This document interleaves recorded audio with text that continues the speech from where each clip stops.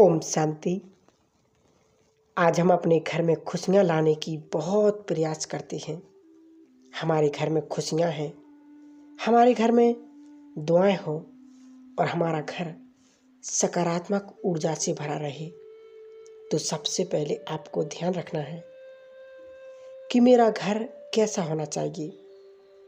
तो मुझे स्टार्टिंग में कहाँ से करनी है।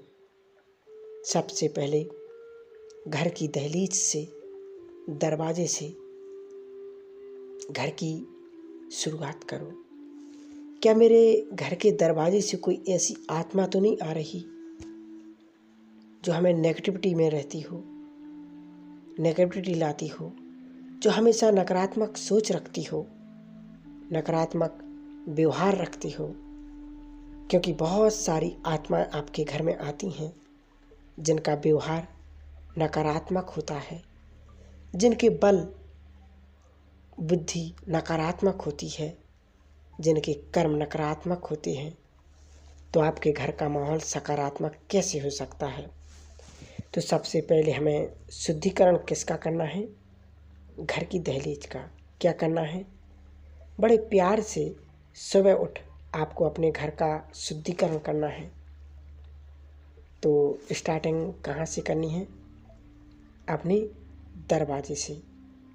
क्योंकि आपका मुख्य द्वार कहाँ पर है, दहलीज। तो आप वहाँ पर बड़े प्यार से, जैसे आप सुबह उठते हैं, उठ करके बड़े प्यार से भगवान से कहें कि भगवान, मेरा जो मुख्य द्वार है जिसको हम दहलीज कहते हैं, आप उस दहलीज के ऊपर अपने कदम रखें और अपने पॉजिटिव कदमों के साथ मेरे घर में प्रवेश करें। तो सबसे पहले किसके कदम आए, भगवान के। तो आप सोचो कि भगवान आपके घर में आए तो आपके घर में कितनी भी नकारात्मक बातें आ जाएंगी, लेकिन भगवान ने सबसे पहले आपके घर में सकारात्मक माहौल बना दिया, खुशियों का माहौल बना दिया। तो सबसे पहले भगवान के जो कदम थे वह दुआएं वाले आए, क्योंकि ब्लेसिंग की पावर उनको मिली। आपको अब क्या करना है, आप सोचो कि आपको सुबह उठ अपने ही भगवान को बुलाना है कि भगवान आप मेरे घर आ जाओ। आप सोचो तो आपकी दहलीज तो वहीं पर ही शुद्ध हो गई। क्योंकि हम बहुत सारी जगह पर क्या करते हैं, देवी देवताओं के कदमों की पूजा करते, पैरों की चरण पादुका की पूजा करते। तो आप सोचो जब चरण ही हमारे घर में आ जाएंगे तो मेरा घर तो शुद्ध ही हो जाएगा, मेरे घर का वातावरण शुद्ध हो जाएगा। कितनी भी नेगेटिविटी हो वह सब नेगेटिविटी पॉजिटिविटी में बदल जाएगी। तो सबसे पहले क्या करना है, जैसे ही सुबह उठते हैं और उठते ही पहले आह्वान करें भगवान का कि आप मेरे घर आ जाओ और मेरी दहलीज को भी शुद्ध करो और मेरे घर को भी शुद्ध करो। क्योंकि आपके आने से बहुत सा सुंदर वाइब्रेशन फैल जाएंगे, बहुत सकारात्मक ऊर्जा पहले की तरह फैल जाएगी, ताकि किसी भी आत्मा का प्रभाव हमारे घर से कि न सकारात्मक ऊर्जा पर ना पड़े। दूसरी चीज़, हमें जब भी अपने घर में आना है पहले घर को ब्लेसिंग दें कि मेरा घर नहीं, भगवान का घर है।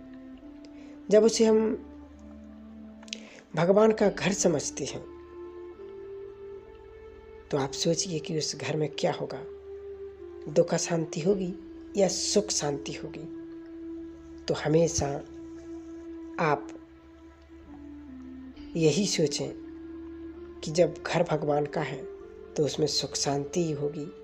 क्योंकि आप धार्मिक स्थल पर क्या करने जाते हैं, शांति लेने। जब आपने अपने ही घर को भगवान का घर बना दिया तो आप सोचो कि आपका घर शांति का कुंड बन जाएगा, आपका घर खुशियों का कुंड बन जाएगा। बहुत सारे लोग दुखी अशांति भी आएंगे अगर, तो आपके घर से शांति लेकर जाएंगे।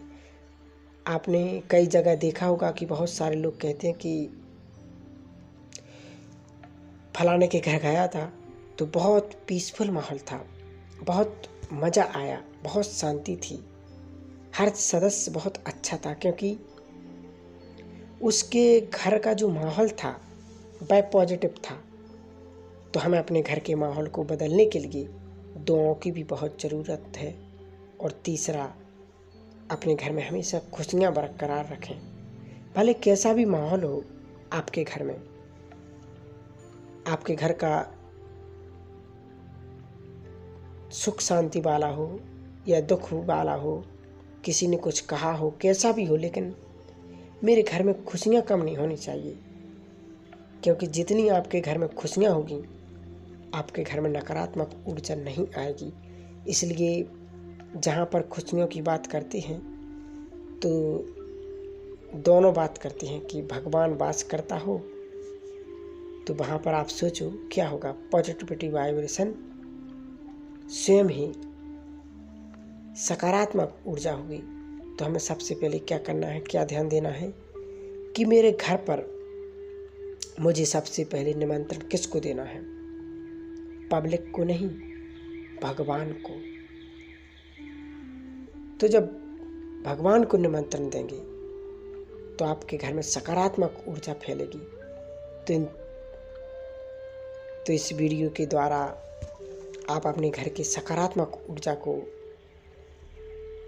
डबल कर सकते हैं और इस डबल ऊर्जा से आप खुद को भी ऊर्जावान बना सकते हैं। तो आपके घर में कितना भी तनाव का माहौल हो, टेंशन का माहौल हो, लेकिन कुछ दिनों में ही वो दूर हो जाएगा। क्योंकि जहाँ पर खुशियाँ हैं, जहाँ पर दुआएं हैं, जहाँ पर भगवान की ब्लेसिंग है, वहाँ खुद भगवान है। तो आप सोचो, आपका घर तो मंदिर समान और उसमें रहने वाले हर आत्मा देवता बन जाएगी। क्योंकि हमें कभी भी फिर मांगने की ज़रूरत नहीं पड़ेगी। क्योंकि दुनिया में भी नहीं कहते कि जैसे कोई परिवार में सभी बहुत प्यार से रहते हैं तो उसको भी लोग कहते हैं भाई तो देवताओं जैसा परिवार है, देवताओं जैसा घर है। तो हमें भी अपने घर को ऐसा बनाना है। भगवान हमें श्रेष्ठ कर्म सिखा रहे, तो क्यों ना हम भगवान के उन श्रेष्ठ कर्मों को सुन करके, उनके कदमों पर चल करके, उनकी श्रीमत पर चल करके, और भगवान जो हमसे कह रही है वह हमारे भाग्य बनाने के लिए कह रहे हैं, बिगाड़ने के लिए तो नहीं। लेकिन भगवान आज हमें कुछ और कह रहा है और हम मनुष्य आत्माएं कुछ और करती जा रही हैं।